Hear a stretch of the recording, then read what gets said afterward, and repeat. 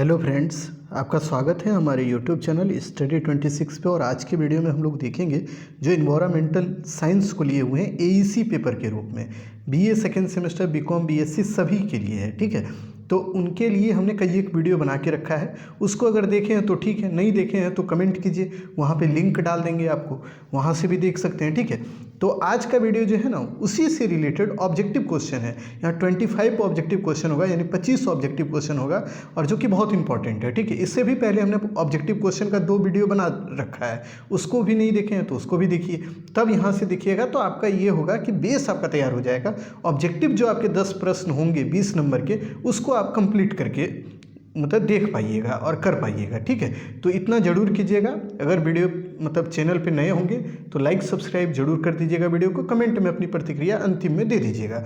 तो चलिए आज के वीडियो में हम लोग जो ऑब्जेक्टिव क्वेश्चन का ये टॉपिक शुरू किए हैं, इसको देख लीजिए। पीपीयू वाले बच्चों का एग्जाम है अभी, उनके लिए भी लाभदायक होगा, और बाकी जिनका नहीं हुआ है उनके लिए तो होगा ही।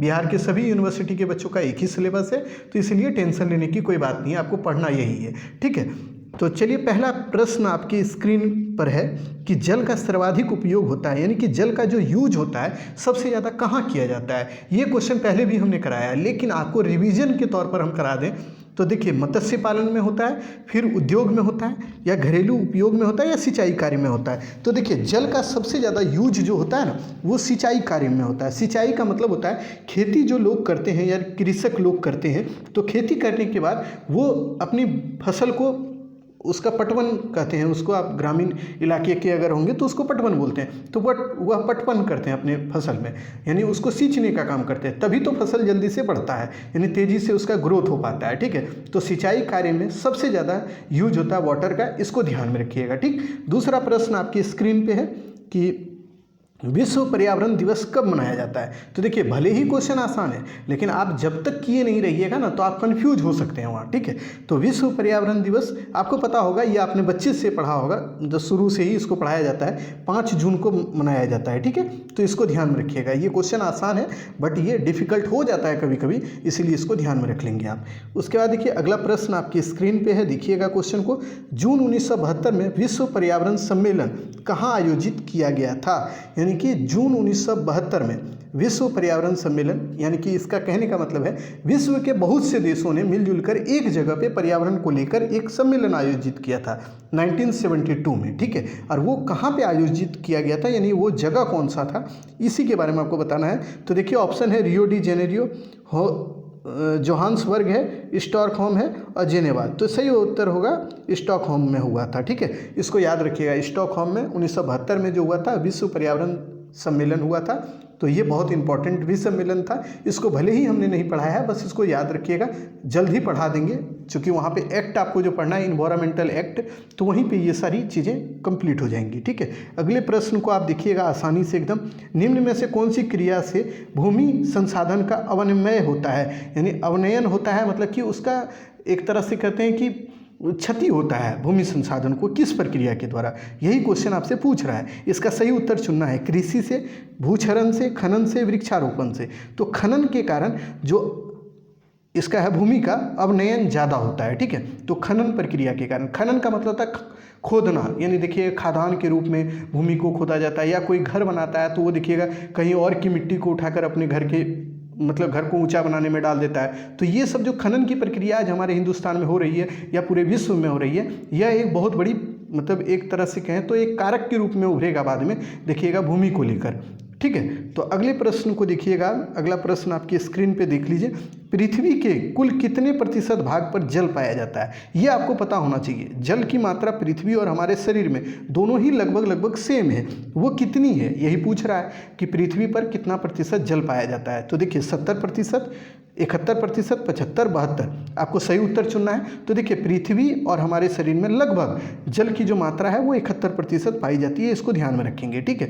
अब देखिए, पृथ्वी पर 71% जल पाया जाता है, तो भूमि कितना पाया जाता है, 29% के आसपास मात्र भूमि पाया जाता है। और जानते हैं विश्व के पूरे भूमि का लगभग 2.42% ही भारत के पास है, ठीक है। यानी कि भूमि देखिए इतना 29% है विश्व में, और उसमें से 2.42% भारत के पास है। और जनसंख्या हमारे पास विश्व की 17.5% है, यानी 18% जनसंख्या पूरे विश्व का है। और लैंड हमारे पास देखिए 2% है, यानी देखिए हम कितनी जनसंख्या के मामले में आगे हैं। और यही वजह है कि हमारे यहाँ दिक्कतें अब ज़्यादा पैदा हो रही है, क्योंकि जनसंख्या जिस देश की ज़्यादा होगी उस देश में समस्या ज़्यादा पैदा होगा। क्योंकि आपके पास रिसोर्सेस कम होंगे तो आपके यहाँ समस्या भी ज़्यादा होगा, ठीक है। वो भारत के लिए बहुत दिक्कत वाली बात होने वाली है और भी आने वाले वक्त में, लेकिन अभी भी हो रही है, आप देख ही रहे हैं, ठीक है। अगले प्रश्न को देखते चलिएगा। 6 नंबर क्वेश्चन आपके लिए है, प्लास्टिक के जलाने से निम्न में से कौन सा गैस उत्पन्न होता है? Carbon monoxide, sulphur dioxide, nitrogen dioxide और डाइऑक्सिन कौन होता है? तो देखिए प्लास्टिक के जलाने से डाइऑक्सिन नामक गैस जो है वो उत्पन्न होता है, ठीक है। इसको ध्यान में रखिएगा, ये अच्छा क्वेश्चन है, आपसे बन सकता है यहाँ से, ठीक है। अगले प्रश्न को देखिए, भारत का सबसे बड़ा भूकंप अभी तक कब आया था? यानी भारत में भूकंप जो आया है बहुत बार आया है, ऐसा नहीं है कि नहीं आया है। आप देखिएगा कभी कभी आपने भी अनुभव किया होगा कि भूकंप के झटके आपको महसूस हुए, ठीक है। बिहार में तो कम ही तेज़ी से आता है, बट आप देखिएगा उड़ीसा वाले इलाके में, पश्चिम बंगाल वाले इलाके में, वहाँ तेज़ी से आता है भूकंप, ठीक है। तो ये जो भूकंप आता है ना, तो ये सबसे ज़्यादा तीव्र गति से कब आया था, यही क्वेश्चन आपसे बन रहा है, ठीक है। तो इसका सही उत्तर आपको बताना है 2001 में, ठीक है। यानी 2001 का जो भूकंप आया था ना, इसमें कहा जाता है कि हजारों लोग और जान माल की क्षति हुई थी, ठीक है। मतलब उसका डाटा तो आप मतलब देखिएगा, सरकारी जो डाटा प्रकाशित होता है वो सही होता है कि नहीं ये तो हम लोग नहीं कह सकते, बट उसमें कुछ ना कुछ त्रुटियां जरूर होती है। और एक अनुमान लगाया जाता है कि हजारों से ज़्यादा लोग मर गए थे, कई घरें उजड़ गई थी, ठीक है। इसको ध्यान में रखिएगा। अगले प्रश्न को देखें आप। अगला है, बाढ़ से सबसे ज़्यादा क्षति है, यहाँ पे गलत लिखा गया है, अक्षय होगा क्षति, निम्न में से कहाँ होता है, यानी किस क्षेत्र में होता है? बाढ़ अगर आता है तो उससे सबसे ज़्यादा क्षति कहाँ होगा? तो वो कृषि वाली भूमि में ज़्यादा होती है, ठीक है। तो इसका उत्तर तो आप जानते भी होंगे, ये आसान है। बंजर भूमि में इसका कोई प्रभाव पड़ेगा? जो बंजर भूमि है वहाँ तो जरूरी होता है जल का, इसलिए वहाँ तो कोई प्रभाव ही नहीं पड़ेगा। समुद्र तटीय भूमि में क्या होगा? वहाँ तो समुद्र के तट में जितने भी भूमि है वो कृषि योग्य भूमि है, तो उसमें भी प्रभाव पड़ेगा। और घर द्वार पर भी प्रभाव पड़ता है। ये तो है नम भूमि जो है, यानी कि उसको बोल सकते हैं कि गीला भूमि, उस पर बहुत ज़्यादा प्रभाव नहीं पड़ता सबसे ज़्यादा कृषि योग्य भूमि, चूँकि समुद्रों के किनारे सबसे ज़्यादा कृषि करने वाले लोग रहते हैं, मछुआरे समुदाय के लोग रहते हैं, खेती करने वाले लोग रहते हैं, जो पेड़ पौधे लगाते हैं उस समुदाय के ज़्यादा लोग रहते हैं, ठीक है, समुद्रों के किनारे। इस वजह से उन्हीं लोगों को ज़्यादा इसकी क्षति देखने को मिलती है उन्हीं में, ठीक है। तो बाढ़ का सबसे ज़्यादा जो प्रकोप है वो कृषि योग्य भूमि पर ज़्यादा पड़ता है, ठीक। अगले प्रश्न को देखते चलेंगे आप। अगला है, पेड़ों की पत्तियां किस अपशिष्ट के अंतर्गत आती है? यानी कि आपको बताते हैं, पेड़ जो आपने देखा होगा घर के अगल बगल में आपका जो वृक्ष होगा, उससे जो पेड़ की जो पत्तियां गिरती है नीचे, वह भी एक अपशिष्ट का काम करती है, चूँकि सड़ गल जाती है तो वह भी एक अपशिष्ट बन जाती है। तो वो उसको किस अपशिष्ट के अंतर्गत रखा जाता है, यही प्रश्न आपसे पूछा जा रहा है। ये प्लास्टिक अपशिष्ट के अंतर्गत होता है, या पादप अपशिष्ट के अंतर्गत, पशु अपशिष्ट, या चिकित्सा अपशिष्ट के अंतर्गत? देखिए आपको एक एक चीज़ जानना होगा। प्लास्टिक अपशिष्ट उसको बोलते हैं ना जो प्लास्टिक की वस्तुओं से निर्मित हो, जैसे कि मान लीजिए पॉलीथीन है, उसके बाद देखिए प्लास्टिक का कोई डब्बा है, या फिर प्लास्टिक का कोई बाल्टी है, ये सब प्लास्टिक अपशिष्ट के अंतर्गत आता है। ठीक वैसे ही पादप अपशिष्ट के मतलब इसमें होता है कि पेड़ पौधों से संबंधित जो अपशिष्ट चीज़ें हैं उसको पादप अपशिष्ट के अंतर्गत रखते हैं। जैसे कि पेड़ पौधा का कोई सड़ा गला टहनी है, या उसको कह सकते हैं आप लकड़ी है, या फिर उसके पत्ते हैं, ये सब पादप अपशिष्ट के अंतर्गत आते हैं। तो इस प्रश्न का उत्तर पादप अपशिष्ट होगा, ठीक है। और पशु अपशिष्ट के अंतर्गत वो होता है जैसे कि पशुओं के द्वारा जो मल का त्याग किया जाता है, जैसे गोबर वगैरह, वह भी पशु अपशिष्ट में आता है। उसके अलावा जब पशु मर जाते हैं तो उनका जो शरीर होता है वह भी पशु अपशिष्ट के अंतर्गत आता है। उसके बाद चिकित्सा अपशिष्ट के अंतर्गत वो चीज़ आता है जो चिकित्सा के क्षेत्र में डॉक्टर लोग यूज करते हैं। जैसे कोरोना के समय में आप देखिएगा बहुत से जो डॉक्टर है वैक्सीन देते थे यहाँ के लोगों को, भारत के लोगों को। अब जो वैक्सीन में जो सुई का यूज किया जाता था ना, वह भी एक अपशिष्ट का रूप ले लेता था, ठीक है। उसके बाद देखिए कोरोना के समय में उनके द्वारा जो पहना हुआ किट होता था, डॉक्टर लोग जो किट का यूज करते थे, वह भी तो अपशिष्ट का ही भाग है ना, वह भी चिकित्सा अपशिष्ट के अंतर्गत आता है, ठीक है। तो इतना ध्यान में रखेंगे। इस मोटिव से हमने इस क्वेश्चन को कराया ना, ताकि आपको हर एक अपशिष्ट का पता होना चाहिए कि कौन अपशिष्ट किसके अंतर्गत आएगा। हो सकता है कभी आसान ही क्वेश्चन पूछ दे, और आपको अगर नहीं आता हो तो आप गलत करके आ जाइएगा ना। अगर सुने रहिएगा तो हो सकता है कि आप उसको सही भी कर सकते हैं, ठीक है। अगले प्रश्न को देखते चलेंगे आप। अगला प्रश्न आपकी स्क्रीन पे है, खाद्य क्षेत्र में सबसे पहले हरित क्रांति कब हुई थी? यानी खाद्य वाले क्षेत्र में हरित क्रांति का मतलब होता है ना कि देखिए, जो फसल के उत्पादन को वृद्धि कराने में, यानी कि फसल के उत्पादन को अच्छे से और तीव्र गति से उसमें वृद्धि कराने के लिए ये जो हरित क्रांति हुई थी, ठीक है। और ये अमेरिका से शुरू हुई, फिर भारत में आई। और भारत में देखिएगा इसके जो है नॉर्मन ई बोरलॉग को कहा जाता है, इसके जनक थे। और ठीक है, तो ये यहाँ पे आया, फिर एस स्वामीनाथन इससे जुड़े, वह भी इसके प्रणेता बन गए भारत में। और ये जो हरित क्रांति है ना, इसको गेहूं के उत्पादन के क्षेत्र में इसको यूज किया गया था। तो भारत में तो बाद में आया, लेकिन विश्व में देखिएगा 1960 के दशक में ही इसको अपना लिया गया था, ठीक है। तो इसको ध्यान में रखेंगे आप। इसका सही उत्तर 1960 के दशक में, और भारत में तो 1990 के दशक के आसपास इसको अपनाया गया था। और ये तीव्र हो गया था, 1990 नहीं, माफ़ कीजिएगा, ये इससे भी पहले था, बट ये 1990 के बाद ग्लोबलाइजेशन की जो कंसेप्ट भारत के लिए उभरी, वहीं से ये ज़्यादा तीव्र हो गया। और देखिएगा हमारे यहाँ धीरे धीरे स्थितियाँ बदलती गई, और जो ग्लोबल विश्व की जो परिकल्पना है उसको जब हमारे देश के प्रधानमंत्री के द्वारा अपनाया गया था 1991 में, वहीं से चीज़ें और भी विकसित होती गई, और हमारी स्थिति जो है धीरे धीरे सुधर भी रही है। नहीं तो इससे पहले हमारी स्थिति बहुत अच्छी नहीं थी, 1991 के पहले, ठीक है। आपातकाल वाली स्थिति आ गई थी, ठीक है। तो ये सब चीज़ें आपको ध्यान में रखनी है, समझना है उसको, ठीक। उसके बाद आ जाइए अगली प्रश्न को देखेंगे आप। निम्न में से कौन से जलीय पारितंत्र में नहीं आता है? यानी कि जलीय पारितंत्र का कौन कौन पार्ट होता है उसको अगर जानते होंगे तो इसको बता दीजिएगा। तो देखिए, इसके अंतर्गत पहाड़ नहीं आएगा। पहाड़ चूंकि ये भूमि वाला इलाका होता है ना, चूंकि पहाड़ जो निर्मित होता है वो चट्टानों से होता है, तो वो जल का भाग तो होता नहीं है। जलीय क्षेत्र में आता नदी है, समुद्र है, झील है, ये सब चीज़ें, तालाब है, ये सभी चीज़ें जलीय पारितंत्र के अंतर्गत आता है, ठीक है। तो इसको ध्यान में रखिएगा, इसका उत्तर होगा पहाड़, ठीक। अगले प्रश्न को देखिए आप।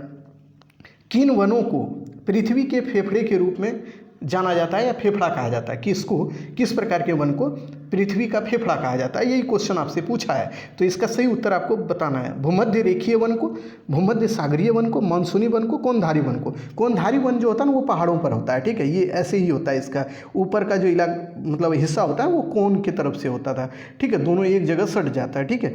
और उसी तरह देखिए, भूमध्य सागरीय वन को ही पृथ्वी का जो है फेफड़ा कहा जाता है। भूमध्य सागरीय वन जो है ना, ये इक्वेटर लाइन के बीच में पाया जाता है, और इस क्षेत्र में जो है ना वर्षा बहुत ज़्यादा होती है। हर एक दिन देखिएगा 2 बजे के आसपास वर्षा इस क्षेत्र में हो जाती है, भूमध्य सागरीय क्षेत्र में। और यहाँ पे जो वनों की संख्या होती है ना बहुत ज़्यादा होती है। ये बड़ा ही घना होता है, ठीक है, और बड़ा ही बड़े बड़े इसमें वन होते हैं। और दूसरी बात ये, बड़े ही विषैले यहाँ पे सांप वगैरह पाए जाते हैं, इसलिए इसको यहाँ पे जो है ना हवा एकदम शुद्ध ऑक्सीजन प्राप्त होता है, इसीलिए इसको विश्व का फेफड़ा कहा जाता है, भूमध्य सागरीय वन को।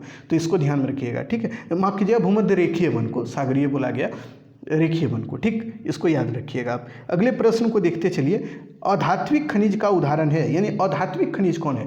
खनिज 2 तरह के होते हैं, एक धात्विक, एक अधात्विक। धात्विक में मतलब वो होता है ना, जैसे लोहा, टीन, तांबा, बॉक्साइड, ये सब धात्विक खनिज के उदाहरण है। और उसी तरह अधात्विक का मतलब होता है जिसमें धातु के अंश नहीं हो, उसको अधात्विक कहते हैं। जैसे उसमें आ जाएगा मिट्टी है, ये सब क्या है, ये सब में धातु का अंश, माफ कीजिएगा मिट्टी तो नहीं होगा, जैसे कि कोयला वगैरह है, तो इसमें धातु का अंश है नहीं, है ना, तो वही हो गया। तो रॉक फॉस्फेट जो होता है ना, वो अधात्विक खनिज का उदाहरण होता है, ठीक है।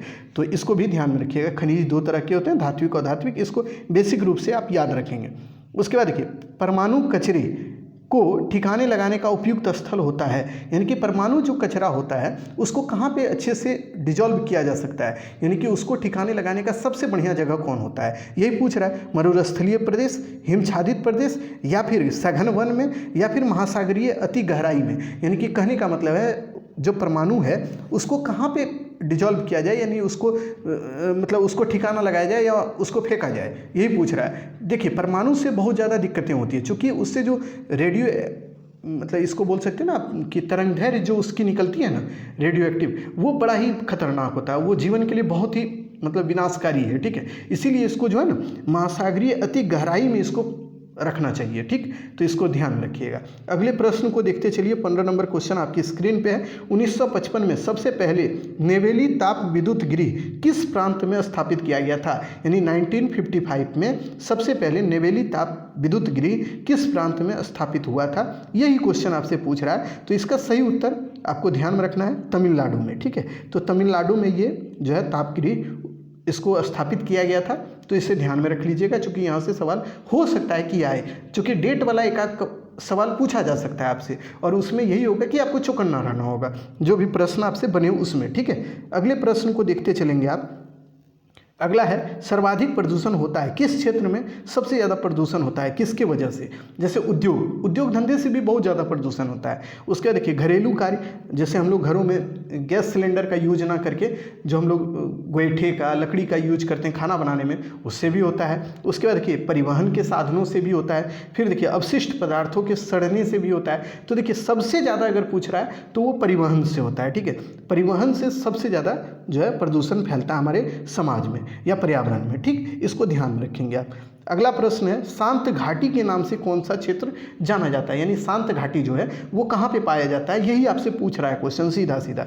तो ये देखिए केरल में, कश्मीर में, बिहार में, पश्चिम बंगाल में। तो सही उत्तर होगा केरल में, ठीक है। इसको ध्यान में रखिएगा। साइलेंट वैली मूवमेंट आपको पढ़ाए थे तो वहाँ पे आपको हमने इसका पूरा बताया हुआ है कि साइलेंट वैली मूवमेंट जो है वो कहाँ पे हुआ था, तो केरल में हुआ था, इसीलिए इसको साइलेंट वैली क्षेत्र के नाम से जाना जाता है और हिंदी में इसको शांत घाटी बोलते हैं, ठीक है। तो इसको ध्यान में रखेंगे आप। भौतिक पर्यावरण के अंतर्गत कौन सा कारक नहीं आता है, यानी कि भौतिक पर्यावरण का भाग कौन सा कारक नहीं है, यही पूछ रहा है। खनिज होता है, मिट्टी है, वनस्पति और तालाब। ये चारों ऑप्शन में आपको सही उत्तर चुनना है। देखिए बहुत आसान क्वेश्चन है, ये भास्ट क्वेश्चन है ही नहीं, इसको बस ध्यान में रखिएगा। डी ऑप्शन सही होगा, तालाब, ठीक है। अगले प्रश्न को देखते चलिए आप। अगला प्रश्न है पशुओं के मल का उपयोग निम्न में से नहीं किया जाता है, यानी कि निम्न में से कौन से कार्य में नहीं किया जाता है। यानी पशुओं का मल का मतलब होता है ना, जो गाय का गोबर है या अन्य जो पशु पक्षी हैं उसके जो मल होते हैं, यानी कि गोबर वगैरह उनका जो होता है, उसका यूज किस क्षेत्र में नहीं किया जाता है, यही क्वेश्चन पूछ रहा है। पहले पढ़िएगा, नहीं जो वर्ड होगा ना उसको डायरेक्ट इंडिकेट कर दीजिएगा, यानी गोल आएगो बना दीजिएगा वहाँ, तो वो आपको दिखते रहेगा कि नहीं पूछ रहा है। हाँ पूछता है तो आपको ध्यान में वह रखना है, और नहीं पूछा है तो नहीं वाला वर्ड याद रखना है, ठीक है। तो ईंधन के रूप में इसका यूज होता है। खाद के रूप में होता है, बिल्कुल होता है, जो कि पशु पक्षी के गोबर जो होते हैं उसका यूज आप देखिएगा किसान लोग खाद के रूप में खेती करने में यूज करते हैं। ईंधन के रूप में आप देखिएगा बायोगैस के रूप में देखिए गोबर का यूज किया जाता है, ठीक है, जिससे ईंधन निर्मित होता है और उससे वो खाना उना बनाने में उसका यूज होता है, ठीक। उसके बाद देखिए सड़क निर्माण में होता है, और फिर बायोगैस का भी अलग से दे दिया है। तो सही उत्तर होगा कि सड़क निर्माण में इसका कोई यूज होता है, कभी नहीं देखे होंगे। सड़क निर्माण में यूज किसका होता है, गिट्टी का होता है, सीमेंट का होता है, बालू का होता है, ये सब का होता है, बजरी का होता है, उसके बाद देखिए चारकोल का होता है, ये सब चीज़ों का होता है, इसका नहीं होता है। किसका नहीं होता है, तो सड़क निर्माण में पशु के मल का यूज नहीं होता है, ठीक है। ये तो क्वेश्चन है, आप खुद ही मतलब इसको साइड कर देते, इसमें बहुत बड़ी चीज़ें हैं नहीं, लेकिन आपको ये बताना था कि पशु का जो मल है, यानी कि उसके जो मल है उसके यूज जो होते हैं खेती में होता है, फिर बायोगैस में होता है, ईंधन के रूप में होता है, ये चीज़ें आपको समझानी थी, इसीलिए इसको हम रखे हुए थे, ठीक है।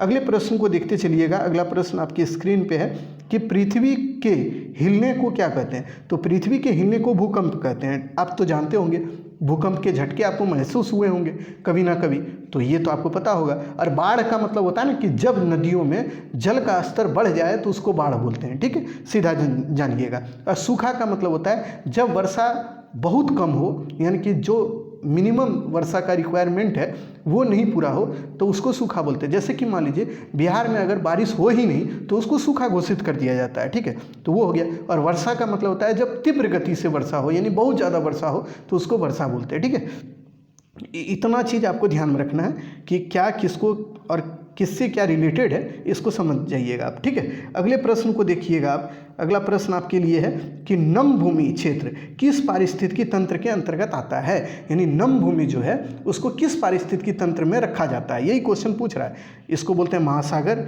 या जलीय या मरुस्थलीय या पहाड़, किस में रखा जाता है, तो यही आपसे क्वेश्चन पूछ रहा है। ये आसान है, लेकिन ये हो सकता है कि आपको थोड़ा डिफिकल्ट लगे, क्योंकि आप महासागर भी देख रहे हैं, जल भी देख रहे हैं, मरुस्थल भी देख रहे हैं, पहाड़ भी देख रहे हैं। तो इसका सही होगा जलीय पारिस्थितिकी तंत्र के अंतर्गत नम भूमि क्षेत्र को रखा जाता है, ठीक है। अगले प्रश्न को देखते चलेंगे आप। अगला है भारत किस प्राणी भौगोलिक क्षेत्र में प्रदेश में है, यानी कि भारत जो है किस भौगोलिक प्राणी क्षेत्र के अंतर्गत आता है, यही क्वेश्चन आपसे पूछ रहा है। तो इसके बारे में हमने पहले भी शायद कराया था, याद नहीं है हमको, बट आप देख लीजिएगा आपको कराया है कि नहीं, आप सही उत्तर मतलब चुनिएगा इसको। तो ओरिएंटल में आता है, ठीक है, भारत जो है ना मतलब प्राणी भौगोलिक क्षेत्र में ओरिएंटल क्षेत्र में आता है, ठीक, इसको ध्यान में रखेंगे। अगले प्रश्न को देखिए, 23rd क्वेश्चन है, भारत को कितने जैव भौगोलिक प्रदेश में, यानी भारत को कितने जैव भौगोलिक प्रदेशों में वर्गीकृत किया गया है, 4, 5, 6, 7, इसमें सही उत्तर आपको चुनना है, ठीक है। तो इसका सही उत्तर हो जाएगा 7, ठीक है, 7 भौगोलिक प्रदेशों में भारत को बांटा गया है,